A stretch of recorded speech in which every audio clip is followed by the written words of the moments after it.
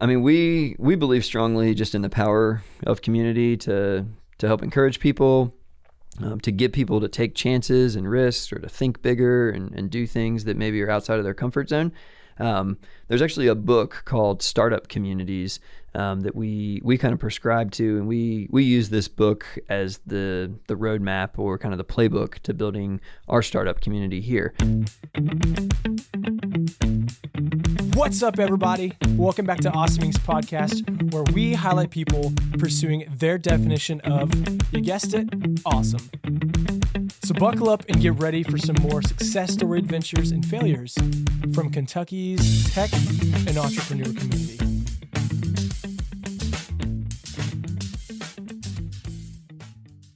Hey everyone, thanks for checking out this episode of the podcast. It's going to be really exciting because we are going to transition a little bit from not talking about just Kentucky founders and Lexington, but we actually want to sit down and talk about what is coming out of Awesome Inc., what we're doing with our Lexington community, and then Kentucky as a state, as a greater whole. And so I wanted to sit down today with Bryan, Raney. Don't know if you've met him before. He's a freak of an athlete. He's really good at soccer. Turned down a couple of offers from some pro teams to really start some software companies and do some cool things here in Kentucky.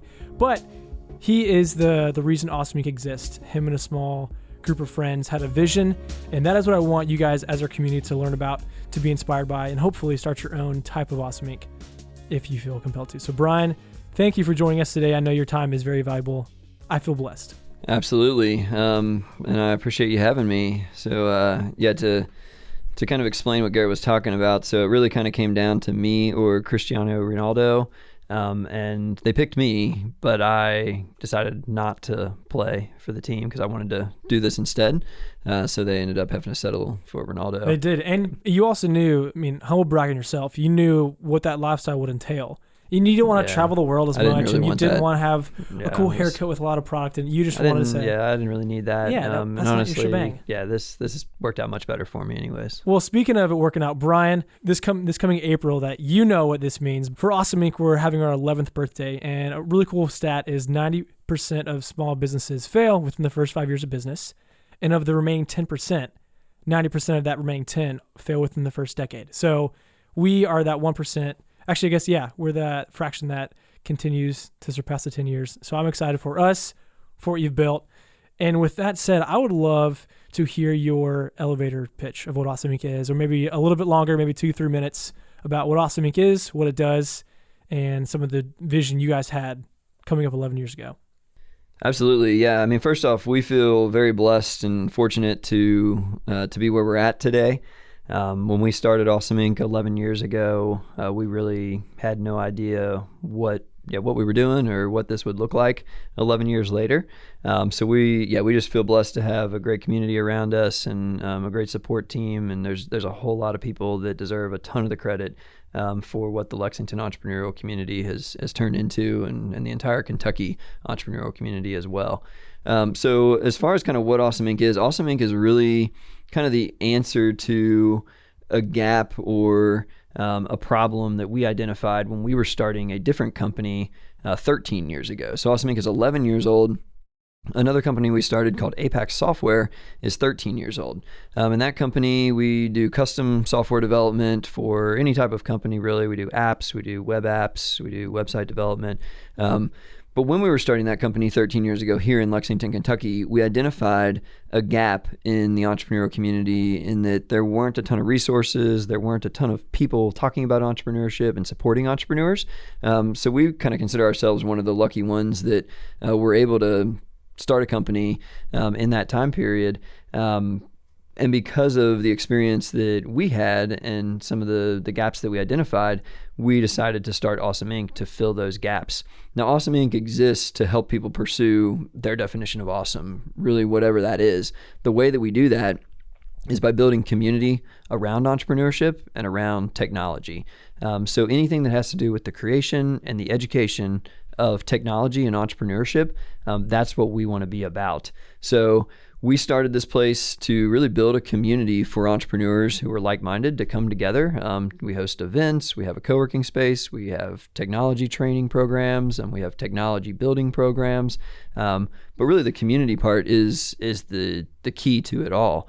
And I think a critical part of the community component is that there are a lot of successful entrepreneurs that are out there that have walked before us. And those are entrepreneurs that are in the Kentucky Entrepreneur Hall of Fame now.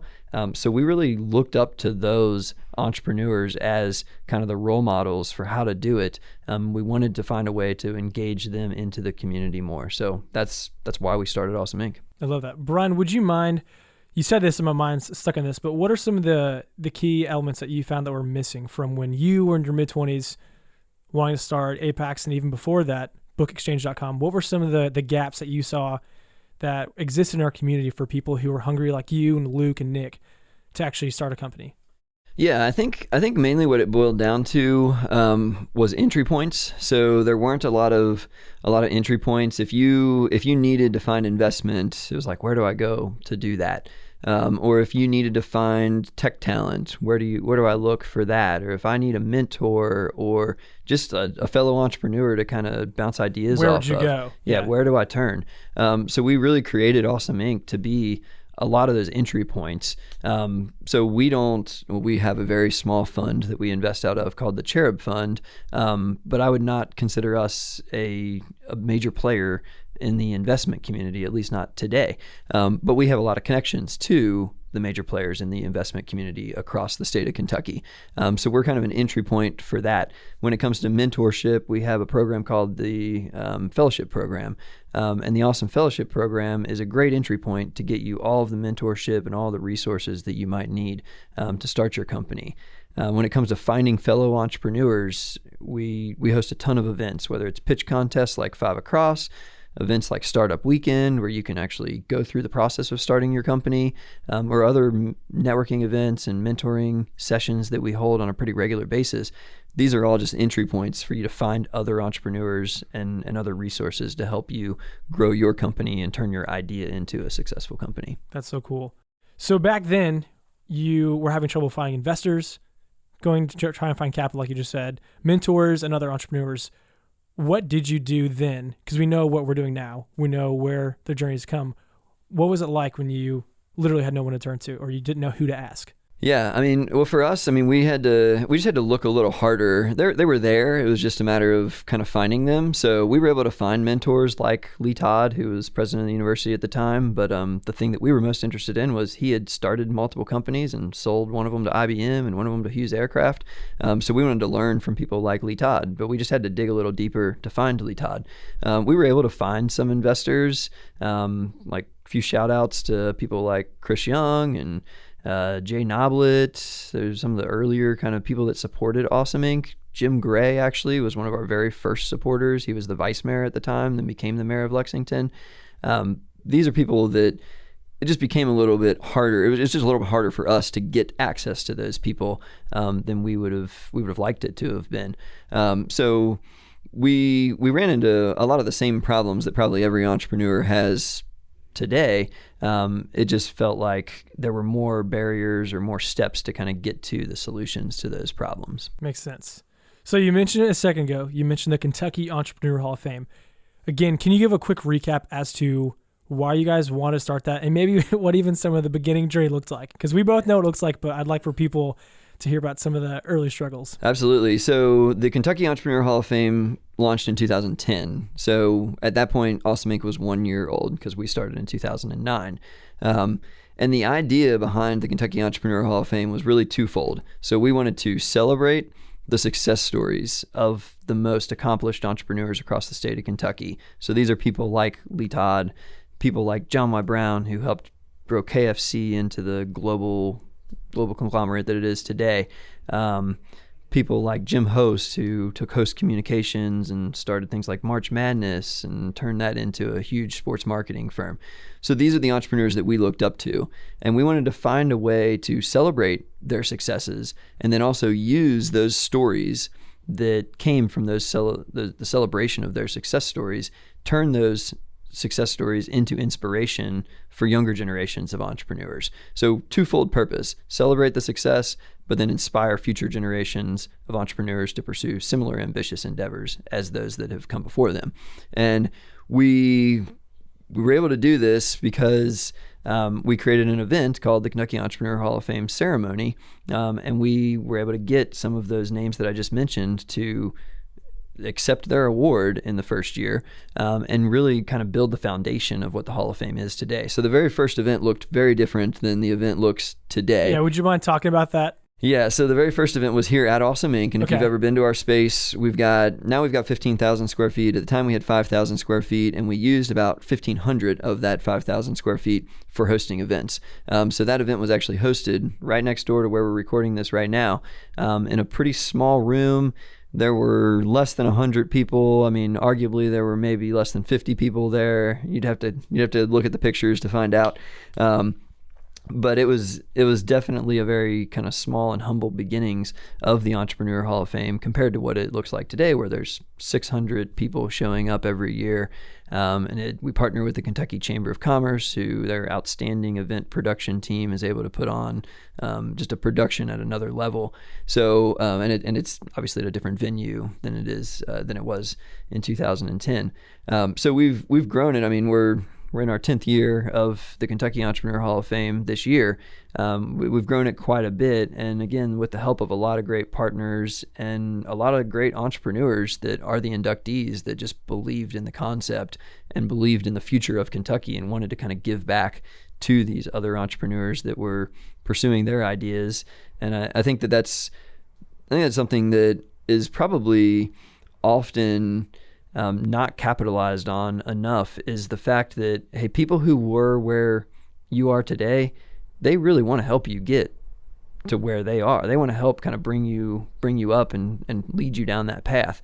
So we're very thankful that the entrepreneurs in the Hall of Fame have been willing to step up and lead other future entrepreneurs down similar path. Here at Awesome Inc., we want things to work very cyclically with our different initiatives, and one of those is we want to see people who are inducted as emerging entrepreneurs get into the Hall of Fame. So can you real quickly describe what it was like for this year to see Nate Morris complete the cycle? So Nate Morris was inducted as an emerging entrepreneur in 2014. And his company, Rubicon Global, was one of the most emerging, fastest growing companies out of Kentucky at the time. So fast forward 5 years to 2019, and Nate Morris now has $1 billion+ company. He's all over the world. He's got contracts with companies like Walmart and other huge retail outlets. So Nate is the first example that we've had of somebody who has completed that cycle from the emerging class all the way into the inductee class. So we're super proud of Nate and everything that he's doing at Rubicon, and we want to see that happen more often, and kind of even like extending that cycle even more. I will feel like we have fully succeeded with what we set out to do at Awesome Inc. when maybe an idea gets started at Startup Weekend and it's just an idea. And then we see that idea grow, and maybe they pitch at something like 5 Across, the pitch contest that we do every other month. And then they continue to grow that idea, and they apply to the fellowship program and are able to accelerate their company through the resources that we're able to provide with them and the mentorship that we give them through the fellowship program.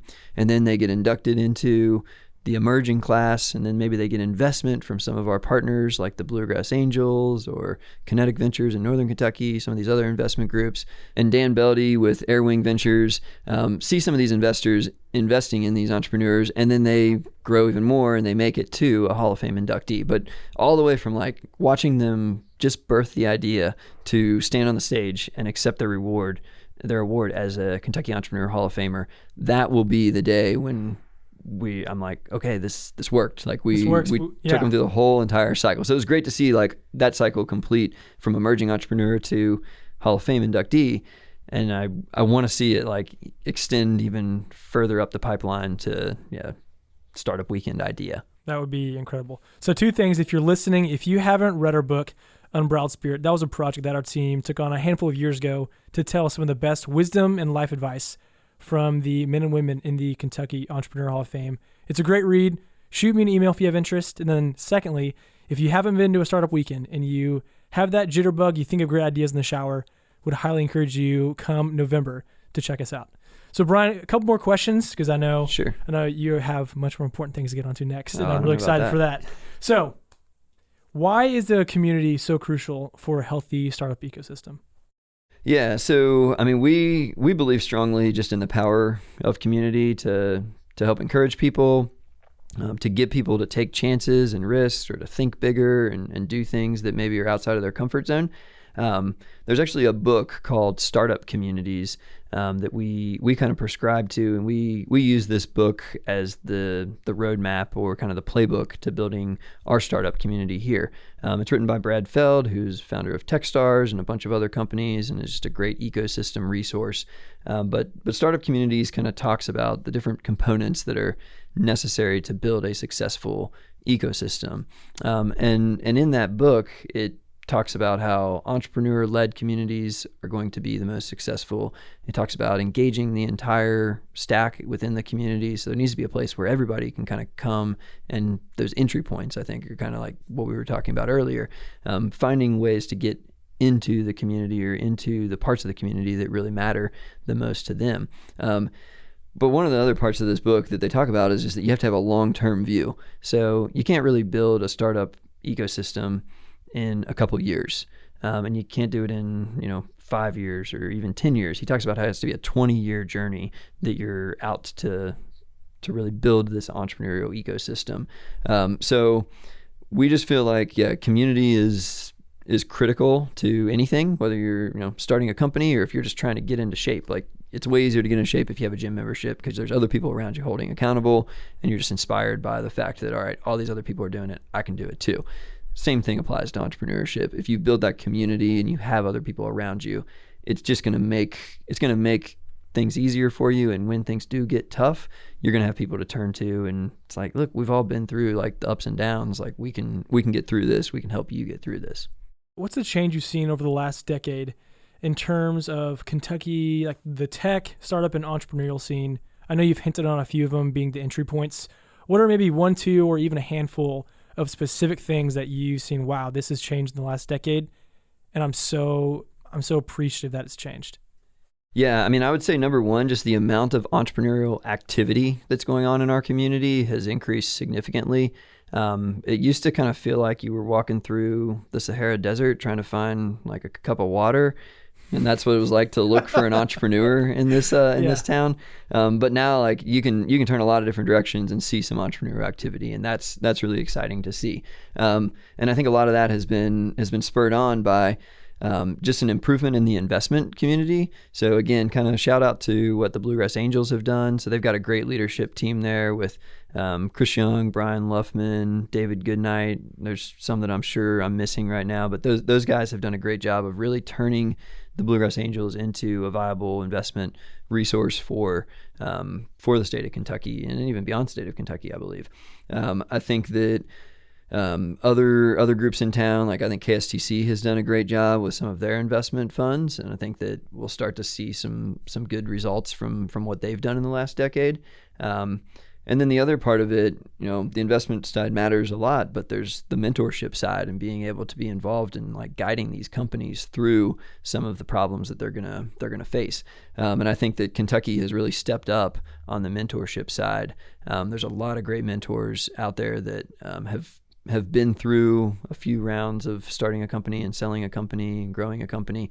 And I think that those individuals being willing to give back, whether they're in the Entrepreneur Hall of Fame and inductees like Jim Host and Lee Todd, who have given back a lot to our community, or entrepreneurs that are still growing their companies but further ahead than a lot of the entrepreneurs that are just getting started, they can be really valuable mentors and resources. So I'd say just entrepreneur activity, investment activity, and mentor activity are three things that we've seen a huge increase in just improvement over the last decade. I love it. Then Bryan, last question, last two questions. We always have one that I want to save. Whenever we go on a retreat, whenever we have achieved something big around our work environment, you pull us aside for something we'd like to call the thing. Now, I can't give the secret away on here, so if you ever get to experience it, just know it's incredible. So I want you to kind of tap into your inner mindset. You're about to give a motivational speech. Why us? Why are we the ones who have been a part of the change for the last 11 years? Yeah, I mean, I think I would just kind of flip that around and just be like, why not us, or why not you, whoever is listening right now? Just get involved and start doing something. Like we didn't know the right way to build an ecosystem when we started Awesome Inc. And we did so many things the wrong way. And it cost us time, it cost us money, it cost us other resources. But as long as you're okay with that failure and you're willing to get back up and try something else and learn from that failure, learn from those mistakes, you're going to figure it out. I can promise you that if you're smart enough to listen to this podcast, then you are going to be smart enough to figure out whatever it is that is going to be the obstacle that's in your way. Whether that's building your own company, which is, by the way, a really important part of building the ecosystem. So if you're an entrepreneur right now and you're building a company, you're playing a critical part of building up the Kentucky entrepreneur ecosystem. And I want you to keep doing that. And I want to be your biggest fan, your biggest cheerleader and supporter in whatever ways that I can. If you want to get involved and start help with the community building side and host events or mentor companies or coach companies for pitch contests, we want to find a way to kind of plug you in to do that. And there's great resources. There's a organization called Startup Lex, and there's a guidebook that they've produced that can show you all the different ways that you can help out as being a community builder. But honestly, yeah, we all have a part to play, and the book Startup Communities kind of talks about the different roles that everybody has. But I would just say, yeah, like why not us, or why not you? Last question. It's great. It's my favorite one. You've been around for quite some time. You've seen a lot of change. You've been a reason that there's been a lot of change. So thank you. What's the one piece of advice, if you could go back and tell Bryan Raney, starting bookexchange.com in college, that would have changed your journey for the better? So the one piece of advice from, this would be like 2007 now, 2006, starting Book Exchange, tell Bryan Raney. Man, that's a good question. I probably should think about that more often than I do. I think I would just tell my younger version of myself to probably enjoy the journey more than worry about the outcome, because you have a whole lot more control over how you go about that journey than you do in the long run with that outcome part. And I think that I probably spent a good part of my early entrepreneurial days just worrying about, is this going to go exactly as planned? Is this going to go exactly how I want it to? And the answer to those questions is usually no, it's not going to go how you planned it. But if you're able to kind of just go with the flow and learn from the mistakes that you're making along the way and just kind of enjoy that journey, then you'll eventually get to the place that you wanted to get to anyways, or maybe even a better place than where you wanted to get to. And you just have to be flexible through that process. So I think I would tell myself to probably like ease up on my expectations of myself when it comes to outcomes, and enjoy that journey and figure it out as you go. Well, awesome. There you go. There you have it, folks. Some wisdom from Bryan Raney himself. Thanks, Bryan. You're welcome. Well, that's it, guys. Thank you so much for checking out this episode of Awesome Inc.'s podcast. And another quick thank you to Lee Rosevere and a few members from our community who provide the music that you hear in this show. Lastly, give us a follow on Instagram, Facebook, all that jazz. Or, even better, come on down to our space.